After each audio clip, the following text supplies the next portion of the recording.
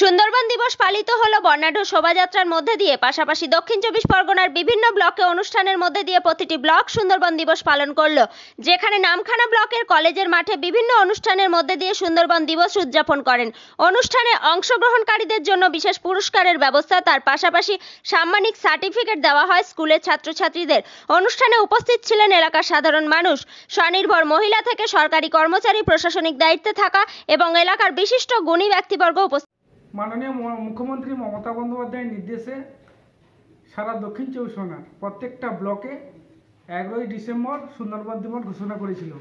তার মধ্যে দিয়ে আমরা নামখানা ব্লক গতকাল আমরা 11ই ডিসেম্বর আমাদের সুন্দরবন দিবস পালিত হয়েছে খুব সুন্দরভাবে। এখানে আমাদের সম্মানীয় জেলা পরিষদের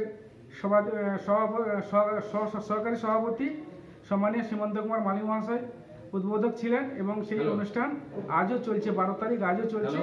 আগামী দিনে সুন্দরবনকে রক্ষা করার স্বার্থে মাননীয় মুখ্যমন্ত্রী যে প্রয়াস নিয়েছেন সেই প্রয়াসকে আমরা স্বাগত জানিয়ে নামখানাবাসী আমরা সুন্দরবন দিবস খুব সুন্দরভাবে পালন করলাম।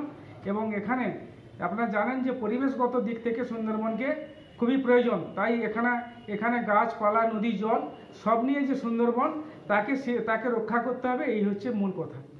আপনার নাম? আমার নাম গুরুপদ মালী, প্রধান, নামখানা গ্রাম পঞ্চায়েত। সুন্দরবন আজকের দিনে দাঁড়িয়ে একেবারেই আনপ্রোটেক্টেড।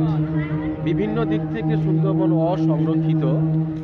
সুন্দরবনে বিশ্ব ঐতিহ্যের ক্ষেত্র আজকের দিনে দাঁড়িয়ে ইমিগ্রেশনের পরিমাণ, অর্থাৎ বিভিন্ন দেশ থেকে বিভিন্ন উদ্বাস্তুদের সুন্দরবনের আগমন সুন্দরবনের ম্যানগ্রোভের উপরে একটা বড় ধরনের ঝটকা ফেলছে, যার ফলে আজকের দিনে দাঁড়িয়ে ম্যানগ্রোভের পরিমাণটা কমতে কমতে প্রায় 2000 স্কোয়ার কিলোমিটারে এসে দাঁড়িয়েছে।